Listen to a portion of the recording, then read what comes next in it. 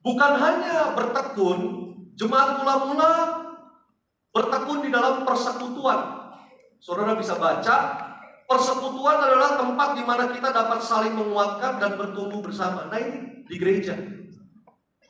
Bapak Ibu datang ke tempat ini, tujuan kita tuh semua apa? Untuk saling bertumbuh. Bukannya mau cari ketenaran, mau cari ya yang enggak. Makanya saudara perhatikan, Tiberias nggak pernah ngajarin teologi kemakmuran. Tahu ya, teologi kemakmuran itu berkat. Pak Pariaji nggak pernah ngajarin khotbah tentang berkat. Pak Pariaji ngajarin tentang apa? Hidup kudus, hidup di dalam kebenaran, hidup dalam takut akan Tuhan. Kenapa? Beliau nggak ngajarin tentang berkat. Karena gampang buat dia.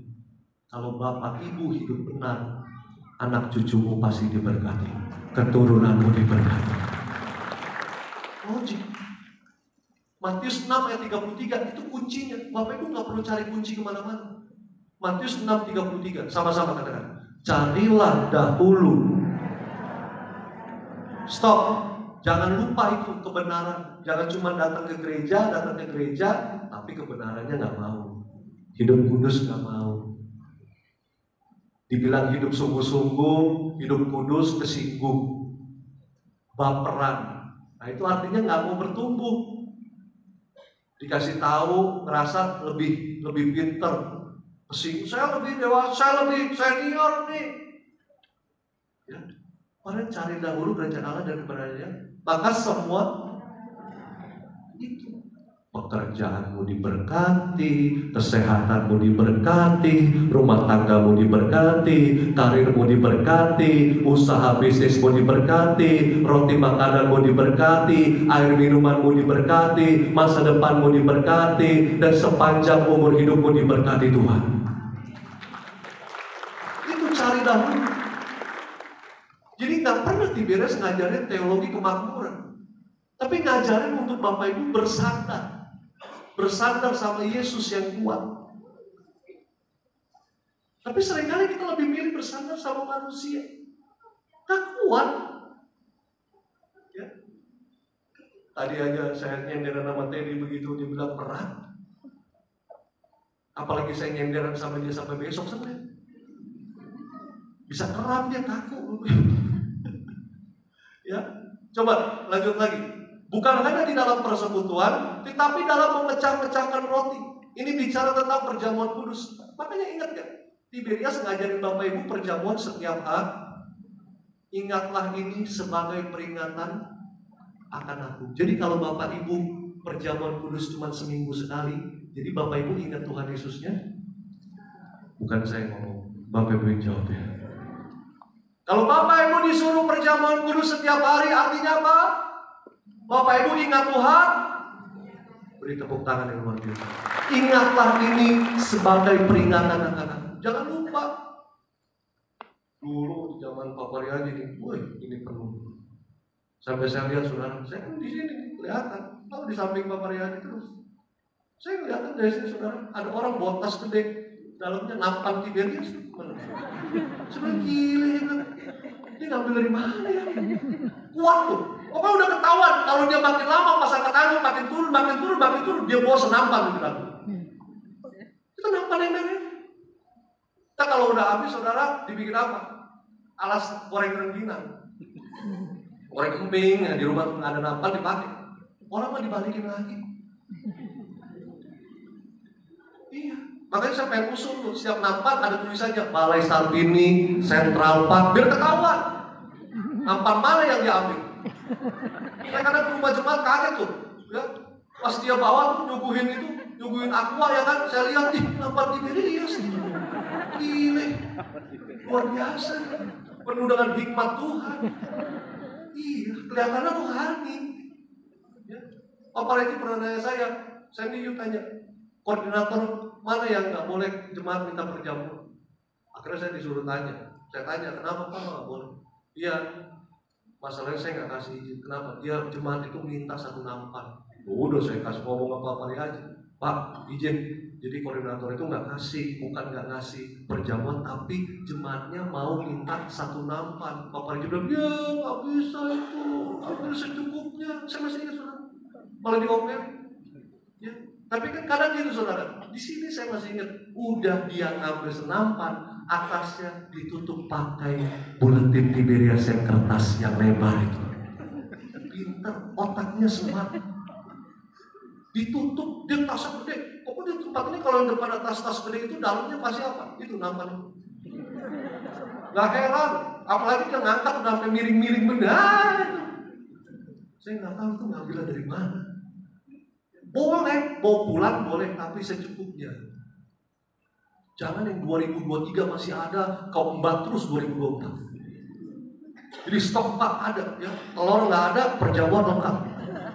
Susu pun nggak ada, kulkas. Ya. Perjamuan tiap hari, supaya apa? Engkau kuat tiap hari, ingat Tuhan tiap hari. Ya, coba ditampilkan lagi, kita lihat.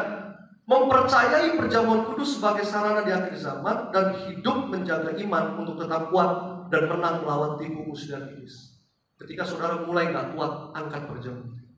Tubuh dan darah menyucikan aku, menguduskan aku, menyempurnakan aku, melayakkan aku, memberi aku kekuatan, kemampuan menang atas dosa, menang atas setan, menang atas segala sakit penyakit, menang atas tipu musnah iblis. Kita punya sarana. Ya, lanjut lagi. Jemaat itu bertekun dalam persekutuan, dalam memecahkan roti, perjamuan kudus, dan ingat doa, nggak boleh lupa. Ya, Bapak Ibu harus kita tiru. Ya, jemaat mula-mula mereka tekun, rajin doa. Bapak Ibu bisa baca.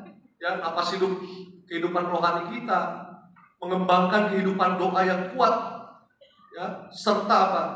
Serta mempercayai kuasa doa yang mengatakan doa orang benar bila dengan yakin didoakan sangat besar kuasa. Jadi saudara bisa ngalamin itu tergantung apa yang kau doakan. Makin sering engkau berdoa, ya, makin sering engkau akan melihat jawaban doa. Makin sering kau berdoa, makin rajin kau doa, iblis nggak akan pernah mau. Tadi gembala kan bilang, jangan buka celah, jangan buka. Makanya komitmen Bapak Ibu harus atur jam doa. Saya sama istri berjuang jam 9, kadang lewat setengah 10. Tapi kita paksa lah harus doa. Kadang kalau udah, makanya nih ada tips Bapak Ibu kalau mau doa malam, jangan makan malam dulu. Kalau kau habis makan malam, kau masuk kamar, kau cuma lihatnya duduk doang, nyender itu, nggak nyampe 5 menit, bangunnya besok pagi. Tanganmu udah berlipat. Tapi begitu kau buka mata, sudah besok. Puji Tuhan kau bisa apa? Buka mata. Kalau misalkan kau buka mata udah di sorga, bahaya. Model kayak gini aku kirim aja pulang lah. Makanya kalau mau doa jangan makan malam. Kalau bisa jangan, biar fokus. Harus paksa Bapak, harus doa. Ada jam doa. Katakan amin dulu. Ya, siapa yang mau memulai jam doa? Katakan. Nah, biar dipoto. Iya, ngapain janji sama saya? Angkat tangannya, saya nggak ngeliat lah. Angkat tangan. Nah, ya. Saya juga nggak kelihatan dari sini muka saudara remeng-remeng. Ya, angkat tangan. Yang mau mulai bangun jam doa, biar nanti dibantu sama Roh Kudus. Tuhan bantu. Angkat tangan. Tahan dulu ya. 3, mau difoto. 3, 2, 1. Cekrek. Nah. Saya doa terjadilah sesuai dengan iman saudara. Beri tepuk tangan lagi. Lanjut lagi. Kita lihat kehidupan bersama yang penuh dengan mujizat dan tanda. Kehidupan jemaat ini selalu apa saudara? Percaya bahwa Tuhan masih bekerja melalui mujizat dan tanda. Mujizat disediakan bagi orang yang mau percaya kepadanya. Dan lewat mujizat kita terima, kita bisa menjadi saksi Tuhan. Jadi kalau hari ini Bapak Ibu mau melihat mujizat, percaya dulu. Bilang sama saya, percaya dulu. Percaya dulu. Jangan saudara melihat dulu baru percaya. Bedanya apa sama orang dunia? Orang dunia itu kan lihat dulu baru percaya. Kita ini anak Tuhan, iman, belum lihat tapi percaya. Semakin kau percaya, maka kau semakin akan mengalami mujizat. Makanya tiap hari itu ngomongnya yang baik, walaupun berat. Saya bulan Agustus ini saya sama istri ngalamin kayaknya tuh bulan ini berat banget. Entah masalah kerjaan, entah di dalam pelayanan. Tapi saya setiap hari berusaha berkatakan, kita doa. Ya, Tuhan, aku percaya setiap hari aku akan melihat mujizat Tuhan. Setiap hari aku akan mendengar kebaikan Tuhan. Setiap hari aku akan melihat pertolongan Tuhan. Jadi kuat. Apa yang kau perkatakan itu membuat kau jadi kuat. Walaupun keadaannya sedang gak baik-baik saja. Ada masalah. Melihat bos yang ngeselin. Pagi-pagi tensi di atas 180. Teriak-teriak, maki-maki. Rasanya panas kan. Ya, rasanya bikin kesel. Ya, mungkin kau udah kerja benar, kau udah kerja jujur, disalah-salahin. Ya, tapi engkau berkatakan, ya, bahwa setiap hari aku akan mendengar kebaikan Tuhan. Yang aku dengar hanyalah kebaikan Tuhan. Setiap hari yang aku lihat hanyalah mujizat Tuhan. Setiap hari yang aku alami hanyalah pertolongan Tuhan. Seberat apapun keadaan saudara, saudara gak akan pernah hilang pengharapan. Saudara gak akan pernah putus asa. Gak akan sampai bunuh diri. Tapi saudara akan tetap bertahan. Akan tetap berjuang sampai mujizat menjadi kenyataan. Yang kedua, jemaat bertekun dalam perbuatan kasih. Jemaat bertekun dalam perbuatan kasih. Kalau saya sederhanakan, di dalam gereja Tiberias, yang Bapak Ibu sering dengar adalah kata korban. Kalau ingat dari mendiang pendeta Parian sini, selalu beliau katakan apa? Korban. Ya, saya orang yang korban. Saya orang yang murah hati. Dan sekarang dilanjutkan oleh Ibu Gembala sini. Ya, beliau apa? Ya, hidupnya di dalam apa, saudara? Bertekun di dalam perbuatan kasih. Selalu ya nolong jiwa dan selalu perhatiin jemaat. Selalu, kayak Pak Mari aja gitu, selalu rindu jemaat. Kadang beliau udah capek nih Bapak Ibu, dulu saya masih ingat, kadang capek pelayanan seharian, terakhir kan balik sapi. Udah di dalam ruang, lagi selonjoran kakinya agak pegel. Ya ibu bilang, ya ada tim yang lain bilang, udah Papa istirahat aja, nanti diganti sama pendeta yang layani. Biasa ada Pak Haristo, biar Pak Haristo sekalian berjamuan. Pak Riaji mah gak respon, dia tiba-tiba udah tubuhmu dan darahmu, dia udah berdiri, dia bilang, saya udah megang apa aja begitu, dipanggil sini, ya. Banyak lagi capek-capeknya dia masih, ya jemaat udah nunggu saya gak enak. Jemaat udah datang ke sini, ya sampai begitunya saudara, dia rindu. Artinya apa? Hidupnya bertekun di dalam kasih. Kasih itu apa? Ya mengorbankan sesuatu untuk sesama. Coba kita buka ayat ya. Kisah Para Rasul 2, 44, 45. Dan semua orang yang telah menjadi percaya tetap bersatu, dan segala kepunyaan mereka adalah kepunyaan bersama. Dan selalu ada dari mereka yang menjual harta miliknya lalu membagi-bagikannya kepada semua orang sesuai dengan keperluan masing-masing. Coba lanjut lagi. Perbuatan kasih apa sih? Kasih yang sejati adalah ketika kita bersedia berbagi dengan sesama. Saya nggak pernah lupa nih. Nggak tahu jemaatnya sekarang masih ada. Ya, dulu ada ibu-ibu satu di situ. Setiap kali Pak Maria lihat ibu ini, dia berhenti.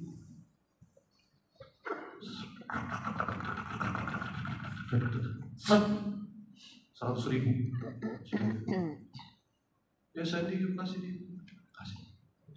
Ya, sesi pertama dia ada. Kalau Pak Maria sesi 3, dia ada lagi sih.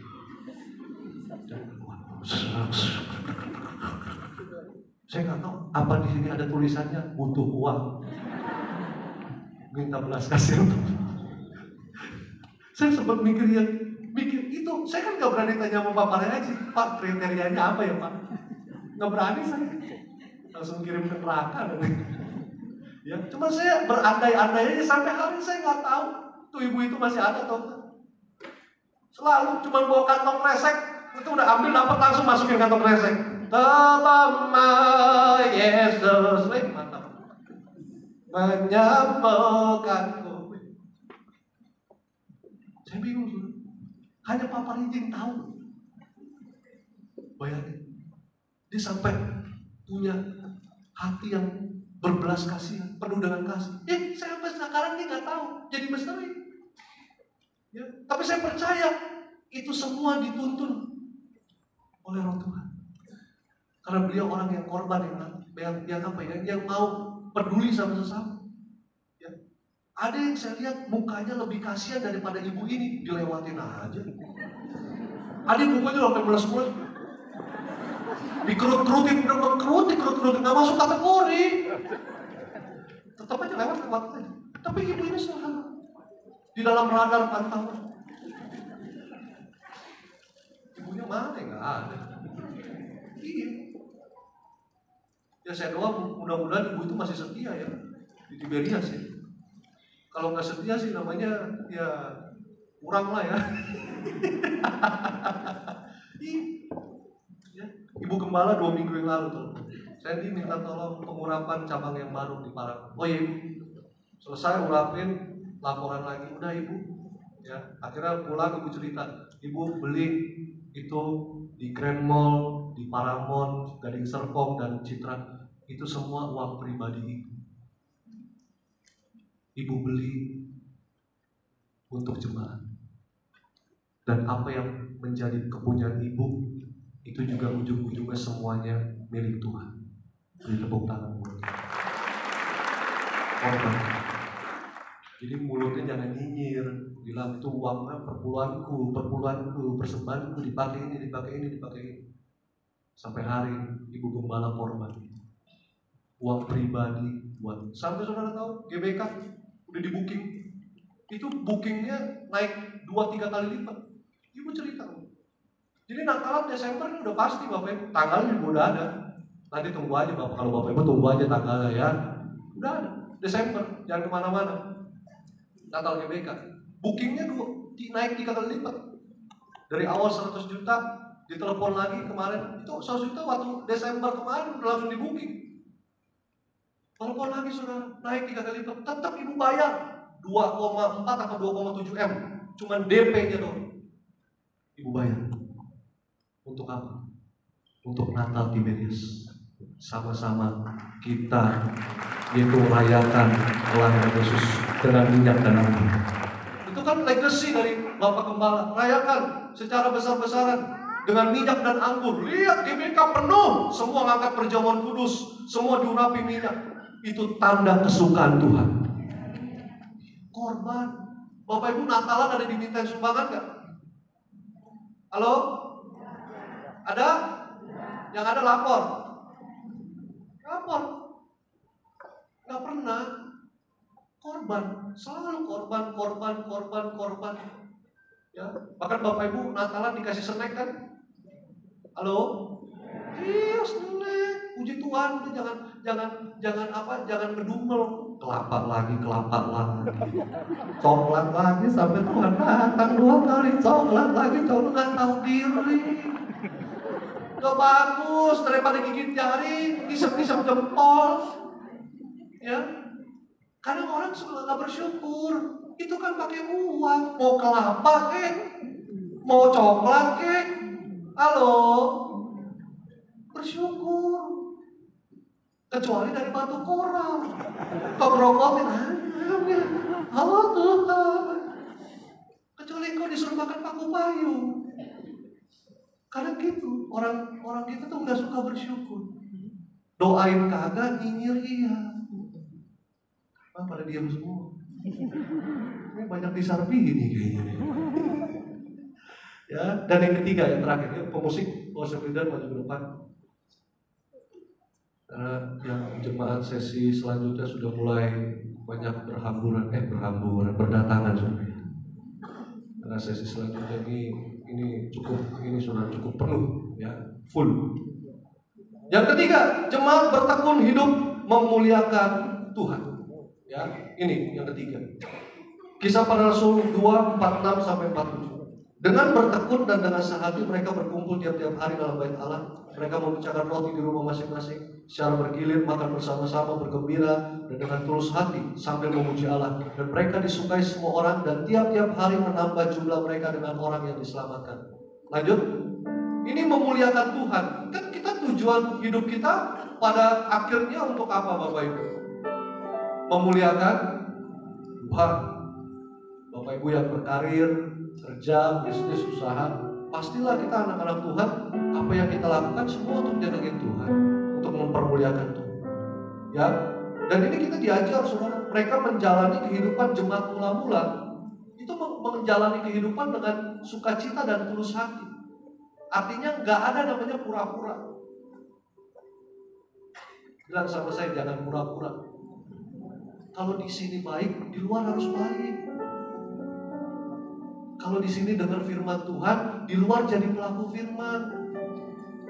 Saya kadang sama jemaat suka trauma.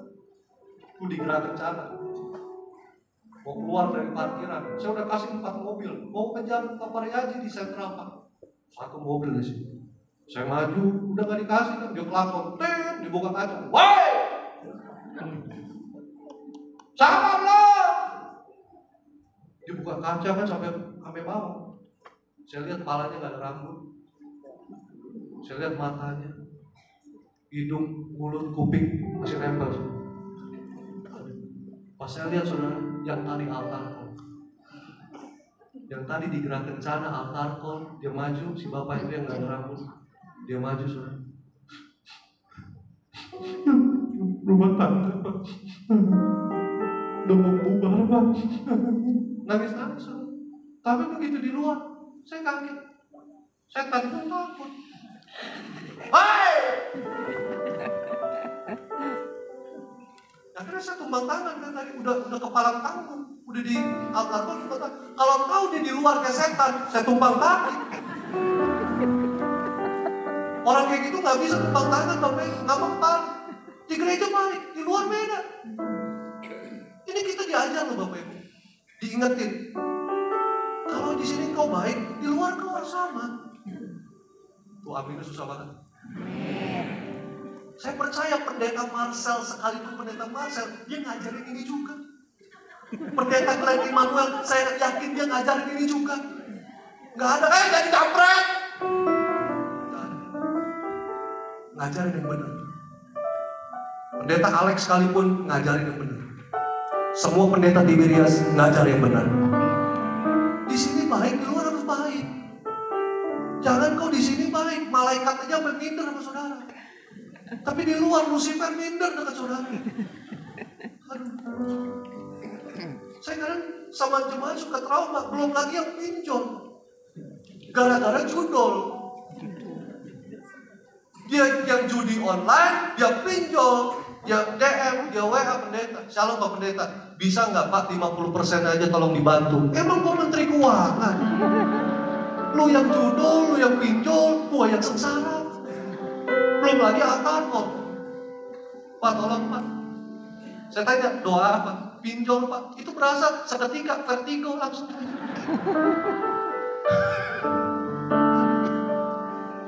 Jadi dengan bertekun dan dengan sehati, jemaat mula-mula berkumpul di antara. Mereka hidup dengan sukacita tulus memuliakan. Hidup ini apa adanya aja. Jangan pura-pura. Bilang sama saya, jangan pura-pura. Apa adanya aja lah. Apa adanya, yang penting sukacita. Yang penting damai sejahtera. Yang penting hidupmu memuliakan Tuhan. Kesimpulan, kehidupan jemaat mula-mula menghasilkan buah yang luar biasa. Marilah kita menghasilkan buah yang sama dalam kehidupan kita. Selamat ulang tahun Gereja Tiberias yang ke-34, Dirgahayu Republik Indonesia yang ke-79. Indonesia penuh kemuliaan Tuhan, Tiberias penuh kemuliaan Tuhan. Tuhan Yesus memberkati.